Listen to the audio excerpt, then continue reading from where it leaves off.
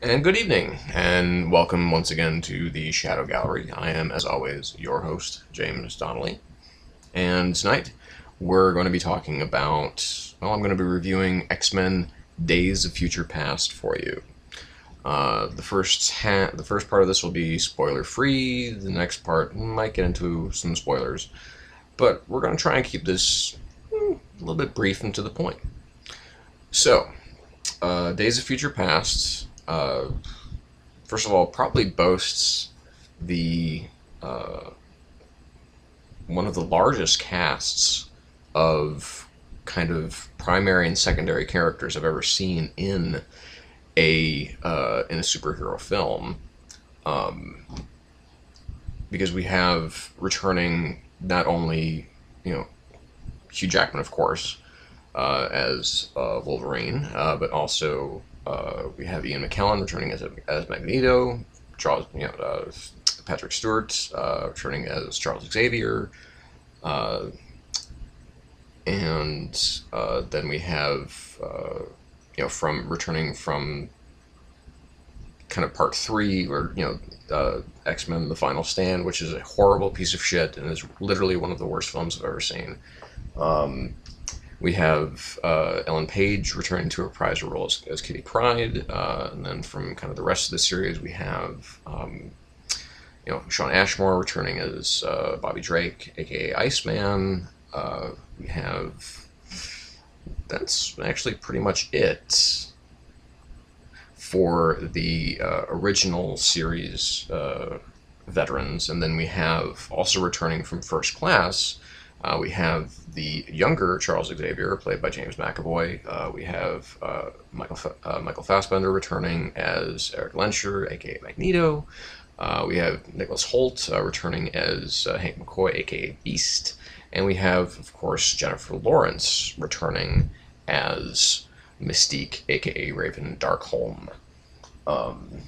Now, we add to that some newcomers, of course, people like Peter Dinklage, who plays Dr. Bolivar Trask, and as well as Omar Sy, who plays Bishop. There is, some of the other mutants we have, and most notably, also as far as the mutants are concerned, we have Evan Peters as Quicksilver, or Peter Maximoff, not Pietro. And so, basically, what we have here is it opens up in, the first film, as it says in the credits, the first X-Men film says in the not too distant future. So we have to assume that this is also in our not too distant future. It opens up in New York City, and there are fleets of these very, almost T-1000-esque robots called Sentinels that are basically tearing apart they basically torn apart most of humanity, and pretty much all of the mutants. And we see that the remaining X-Men, such as Iceman, Kitty, and some new additions like Bishop, Sunspot, Blink, and Professor X are still, and Magneto are still kind of fighting the good fight. Well, Magneto finally fighting the good fight, because this is, to protect from extinction, essentially. And as we know from, those of you who saw the Wolverine, the kind of post-credits sequence in that, this was kind of leading up to that they had finally kind of come together in the face of what was going to come. And so we have this really kind of, and I'm sorry, there's also Daniel Cudmore returning as Colossus from the original, the pre-First Class X-Men films. And of course Wolverine is there too. He kind of comes in a little bit late. But the whole thing is that Kitty Pryde apparently has this ability to kind of send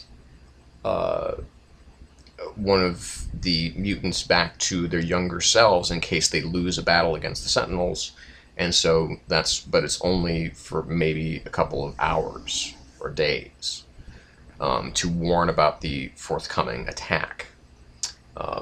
And in this case, this particular case, it's Warpath, because he's the only one that is physically strong enough for the task.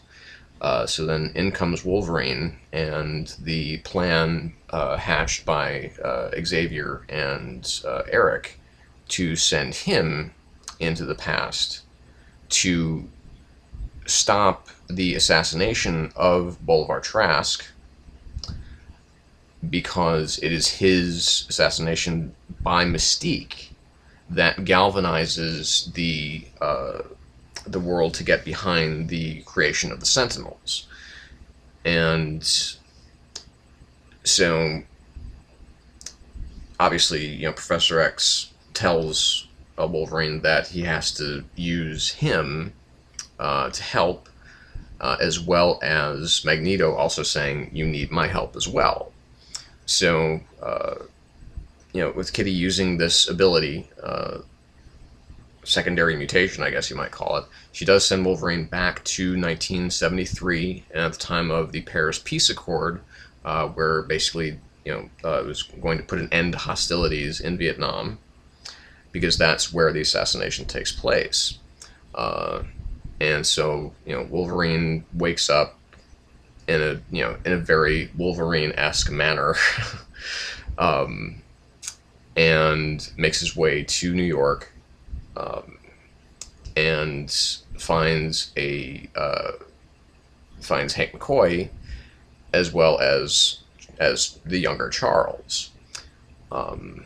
Hank is using some kind of serum to basically hide the fact that he's a big blue furry beast, and Charles is using a derivative of that to basically give him the use of his legs, but unfortunately it takes away his psychic abilities. So, of course, some convincing must happen, and the next move that they have to make is to break Magneto out of his prison, which is apparently like 100 feet or so below the Pentagon, the most secure building in the world, apparently. But they need some help, and to that they turn to somebody who can move fast enough without really being detected. And so enter Quicksilver. I'll break it down a little bit in a bit. So they, of course, break out. They break her out, and then, of course, there's another clash of ideologies between Eric and Charles, particularly. And there is the most interesting thing about their clash in this film is that there doesn't seem to be a particularly wrong side. And I forgot to mention that Magneto is imprisoned in this cell because he is believed to be responsible for the death of JFK, because of the whole magic bullet theory, how it went around and around in his body, and they figured, well, only a mutant that could manipulate metal could do that. And so we get glimpses of Trask and what he's doing. We see that he's been researching mutants, usually via autopsy, to help create the Sentinels and help to create the detector that he uses to detect the X gene in mutants. And his specific ideology is that, after the Cro-Magnons became the Neanderthals, and the Neanderthals basically put Cro-Magnon to, they basically made them extinct, and then Neanderthal was made extinct by Homo sapiens. And now that Homo sapiens superior is now kind of the top of the food chain, he sees, humanity's existence coming to an end. So, again, it's one of those things where it's like, that's, he's not a villain, he's not a clear villain, although he's doing terrible things, because he knows that he's not a villain. He knows that what he's doing is for potentially for is for the benefit of all mankind, or all humankind. And Mystique is busy going around. She's in Vietnam. She's freeing some of the mutants that got drafted, like Toad and Havoc, and some other ones that I quite frankly wasn't even familiar with. And she is on the mission, basically, again, to kill Trask, which is kind of what, because it's been 10 years since the events of First Class, despite the fact that no one really seems to have aged much. But, I mean, that can all be accounted for, at least as far as Mystique is concerned, can be accounted for by the fact that she can look like anything or anybody. And there's, they do stop Mystique from assassinating Trask, but that leads to a whole series of different problems. Because Mystique, essentially, she is the key to unlocking the Sentinels of the future, the ones that are able to adapt to mutant powers. So, there's a kind of loose tether occasionally on the part of Kitty keeping Wolverine there in the past. So we do get some cross-cutting between the present and the past. And then we have, of course, this climactic scene in Washington, D.C., in which, all of the, there is, emerges a different sort of threat than they were expecting from a source that, in retrospect, was probably obvious, but of course, the whole point of this is to prevent, this possible future from happening. So what will happen if and when Wolverine does wake up? Will he wake up in the dystopian murder zone of the future, or will things have changed dramatically? So, essentially, the film, one of the best things that I can say about it is that Bryan Singer was definitely the right person to bring back. Now, of course, I don't want to get into the information in regards to him outside of the realm of filmmaking, because unfortunately there have been a lot of very disturbing accusations about him recently. But I'll confine myself to his talent, in which he does have an obvious talent for this kind of film. It was a mistake to not let him do the third film, and we all know that. And it was the right choice to bring him back for this film, which combines the older casts and the newer casts, even if only two of the actors actually share a scene together in a wonderfully constructed scene between Patrick Stewart and James McAvoy, in which is kind of a projection of his astral self. And it's just, there are so many terrific set pieces, so many kind of eye-popping set pieces, and some truly hilarious moments in this film. I mean, just very, very laugh-worthy, particularly the jailbreak sequence. It's such a bravura set piece that, I mean, there's been a lot of talk about this scene, about the Quicksilver scene, and for good reason. It is really the high point of the film as far as just such a well constructed and hilariously funny sequence, and kind of set to Jim Croce's Time in a Bottle. So I mean, it just gives it that much more just kind of humorous oomph to it. The other set pieces, like the Paris Peace Accord, the opening set piece, the finale in which Magneto moves an entire. I mean, I'm not sure which. I'm assuming this is like the Orioles Stadium or something like that, where he moves the entire exterior of the stadium to surround the White House. It's I mean, if you thought that when Magneto moved the Golden Gate Bridge in X3 was cool, this is gonna blow your mind, because not only does it look 1,000 times better, because the effects in that film looked really cheap, but it's done with such a far superior purpose, and it looks great. The performances, they range a little bit.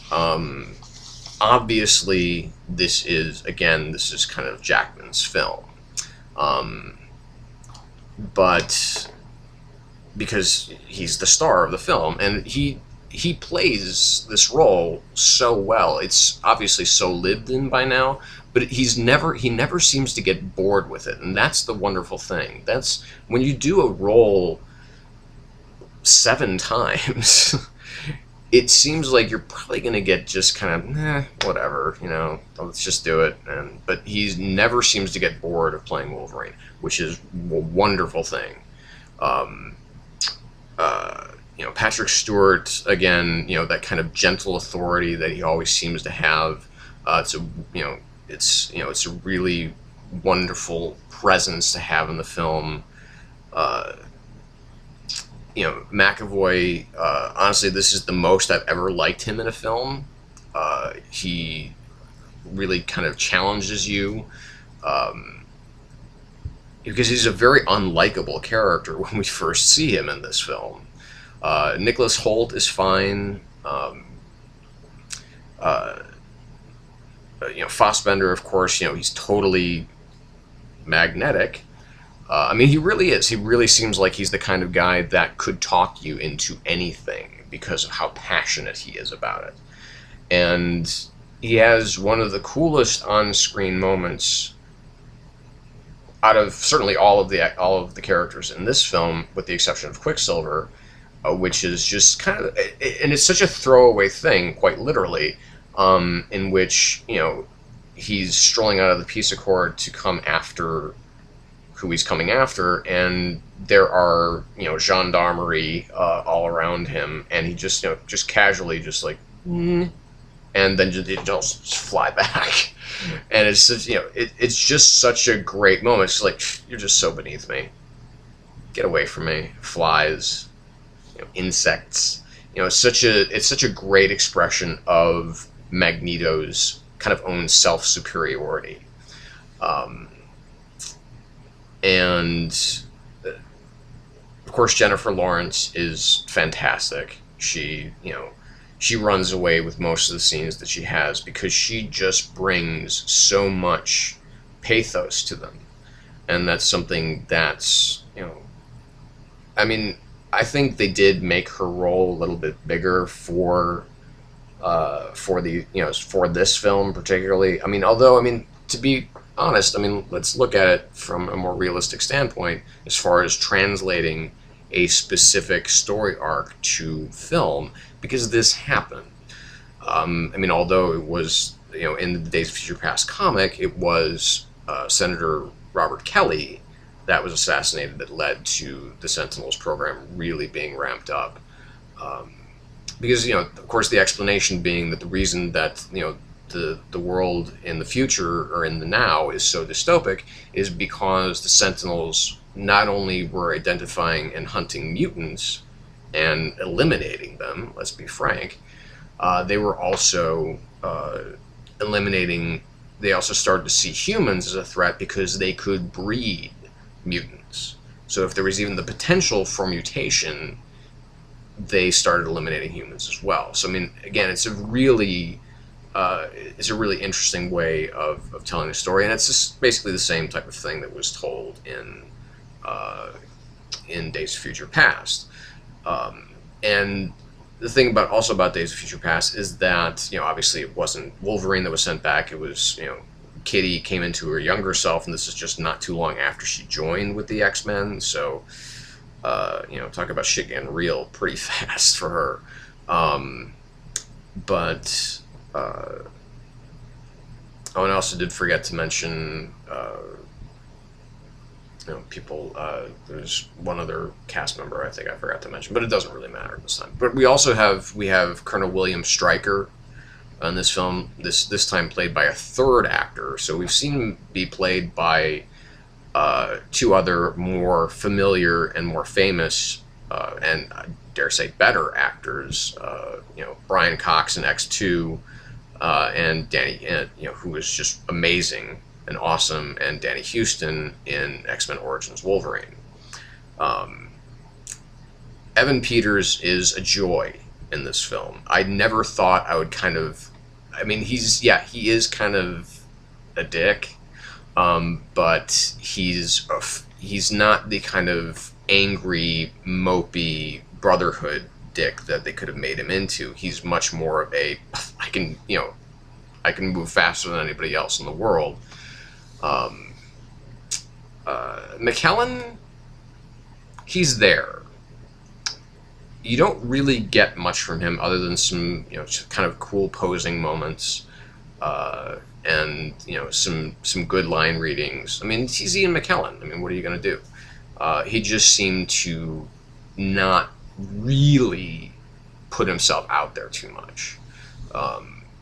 And all these other characters like Sunspot and Blink and Colossus and even Kitty and Iceman, and Havoc and Toad, they're literally just kind of there to be in the film, apart from them actually having characters. I'm sorry, Halle Berry. I completely forgot about Halle Berry. This is my favorite work of hers in this series because she has very little to say and she just kind of does cool stuff. So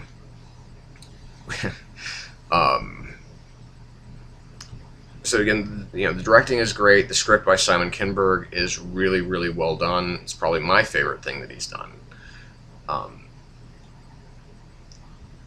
To be perfectly honest, though, this film left me a little wanting. Now,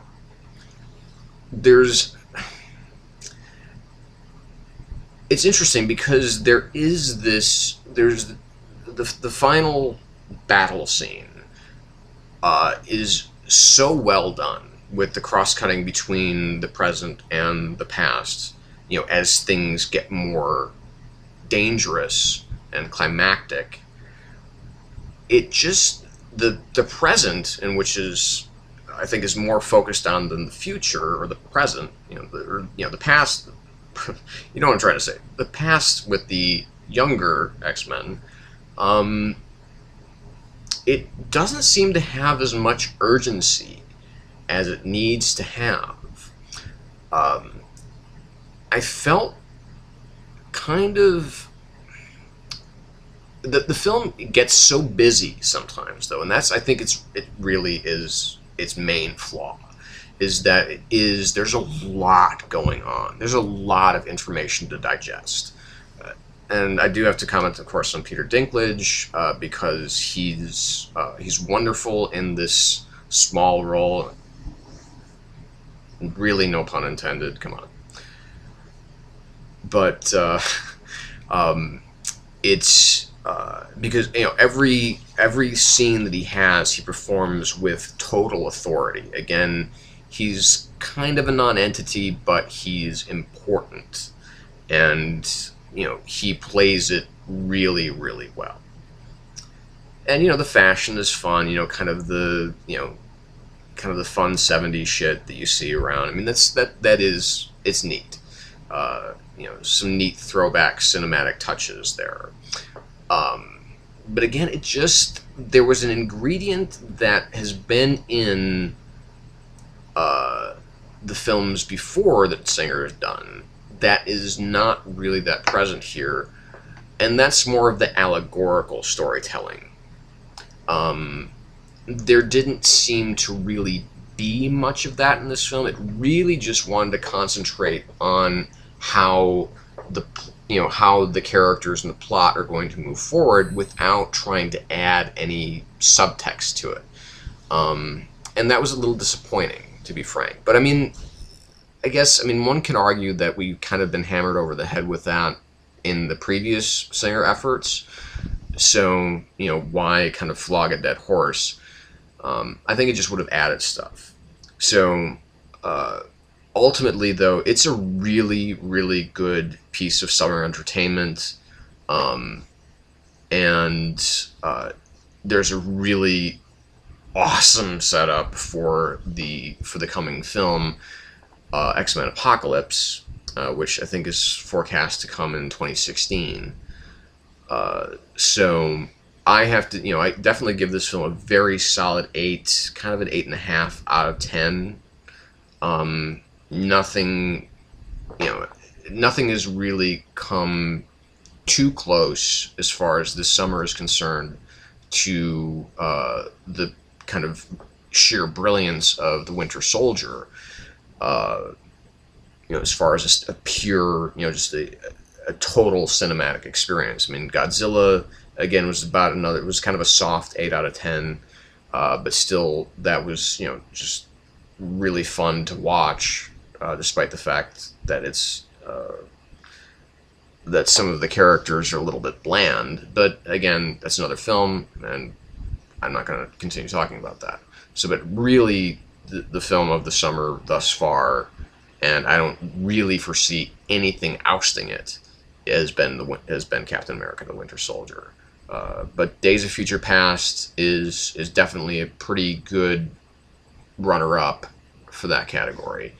So, like I said, 8.5 out of 10 for X-Men: Days of Future Past. So, if you want to stick around for a few minutes, I'm going to talk a little bit about some kind of the spoilery information. So if you have to leave now, if you haven't seen the film yet, thank you again for watching. Thanks for coming. Please subscribe if you like to watch this kind of thing. And hopefully we'll see you next time. And please feel free, of course, to comment below. So again, if you're looking to avoid spoilers, stop now. So thanks. So on to some of the spoiler stuff. And this is really just kind of the post-film, the post-events of the film coming together. The finale, where we see, many of the X-Men dying. I so desperately wanted there to be a moment in which the future Wolverine would be, basically, blasted out of his skin, and there would just be the adamantium skeleton. I wanted that so bad, but again, that's just because it's such a famous and such an iconic image of the Days of Future Past storyline that. But there's definitely enough kind of brutal deaths in the future finale to make that. Another thing that I kind of wanted to mention before. I don't know who the hell they got to play Nixon, but they're terrible. Not terrible actor, necessarily, but they're a terrible look-alike and a terrible sound-alike, and literally every time that they came on screen, it yanked me out of the film, because it was so bad. It was like, it didn't sound really anything like him, it didn't look really anything like him, and so it was just... It was so kind of such a weird look and feel to the Nixon character. Of course, there's some nice nods. They turn, when they're in the Oval Office and they're talking with, he's talking with his staff members, and Trask is there, of course. They turn off, kind of turns off his tape recorder that he has in the desk, because he wants this off the record. So I thought that was kind of a neat touch. But and again, there are lots of neat touches, like Quicksilver, while he's in the elevator with Magneto, and he mentions casually that I think my father could control metal too. So again, it's just like, nice move there, guys. And you do see him later in the film, and he has a younger sister with him. Now, of course, you have the dueling Quicksilvers in the Marvel Cinematic Universe and in the X-Men universe. Although apparently, according to all the reports, the Avengers Age of Ultron, they will not be mutants, because apparently Fox actually owns the right to the word mutant as far as in the Marvel universe. So that'll be interesting, but to see if X-Men Apocalypse actually has Scarlet Witch. I think it was more of just kind of an Easter eggy thing, but not really terribly important. But it was, again, a lot of these kind of like subtle little nice touches. Wolverine not having the metal claws in his past self, but having the bone claws, because it's obviously before his dip in adamantium. But like I said, I really want to talk about the epilogue, if you will, and not the post-credit sequence, but the epilogue after the action is over and the resolution to the film comes.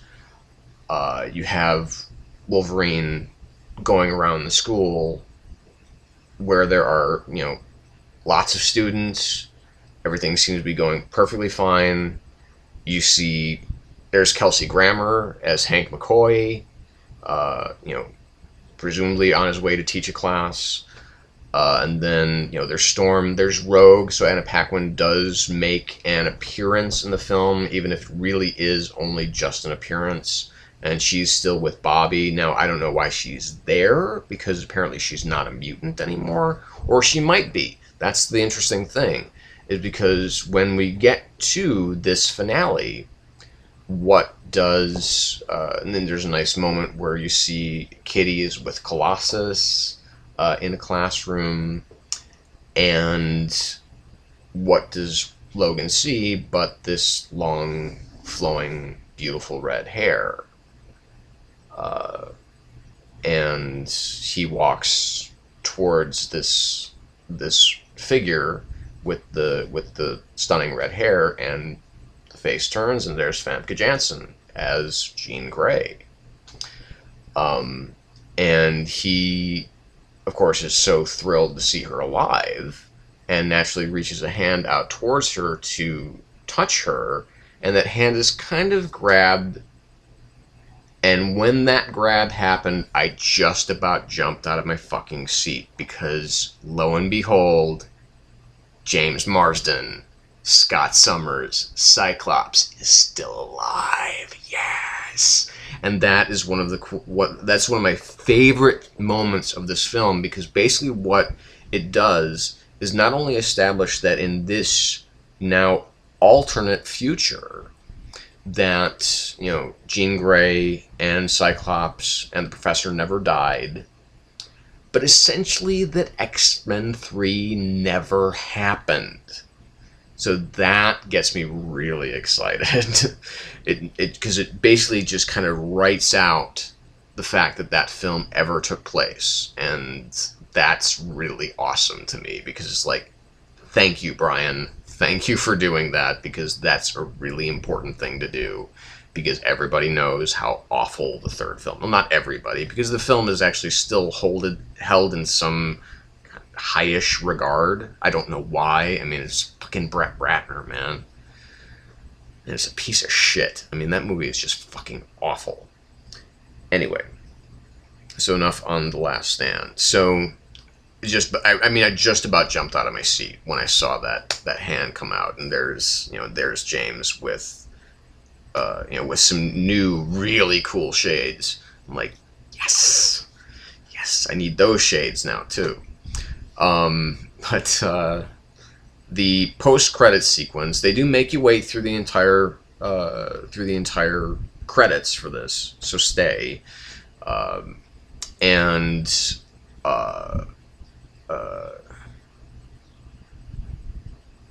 you see it's a desert, and you hear this chanting of this name over and over, En Navasur, En Navasur, En Navasur, and we see this this pyramid being built in almost in almost a kind of a Magneto-esque kind of way. It's literally just forming, all the stones and the whatever you want to call them, bricks, are coming together just without any physical force being applied to them.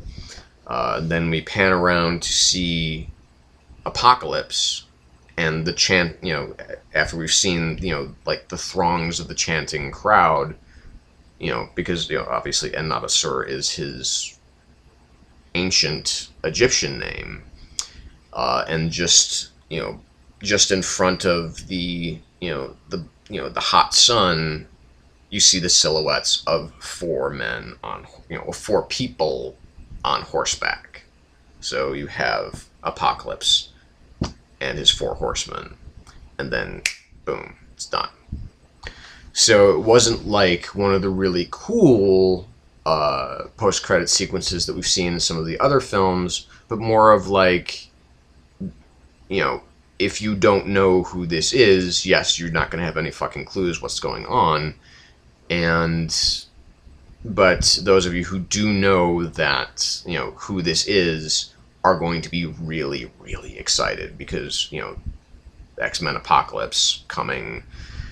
I don't know if this production will be hurt by the legal trouble that Bryan Singer finds himself in right now. I'm hoping that it won't, and honestly, I'm hoping that this civil suit gets resolved. If he's guilty, then obviously fuck him. And if he's not, I hope that I'm just hoping that everybody gets their day in court on this one. But I don't, like I said, I don't want to touch that, because that's a completely separate issue. But it does, it could potentially affect the production of X-Men Apocalypse. So we'll see how that one comes together, and I'm really excited for it. I mean, if it's as good as this one, then there should be no problem. And I'm hoping that they bring these X-Men with them, as far as the new X-Men, because it's time now that this future is, now that the present is resolved, we can kind of put the past to bed, because we've been there a lot. I just want to see where the X-Men go from here. I think that's going to be the more interesting part. So, I mean, it, kind of sucks to have to, to not have Michael Fassbender as, Magneto anymore, or Jennifer Lawrence as Mystique. But I'm sure that we'll live. So anyway, I'm going to wrap this up. So if you have watched this long, thank you so much for watching. Don't forget to comment, like, dislike, tell me what you thought about the film, and hopefully we'll have a chance to actually discuss it through this forum that is YouTube. So I do want to thank you again for watching. Thanks so much for coming out. And if this is your first time here, welcome to the Shadow Gallery. And for those of you who aren't new and are returning, thanks for coming back, guys and gals. So we will see you next time. Probably the next one that I will be talking about will be Guardians of the Galaxy. Which is really the only film that I foresee as far as like big summer entertainment to be the one that could really kind of rival the Winter Soldier. I doubt it will be as good, but I'm sure it will be a hell of a start. So until then, this is James Donnelly from the Shadow Gallery signing off and reminding you, as always, to stay in the shadows.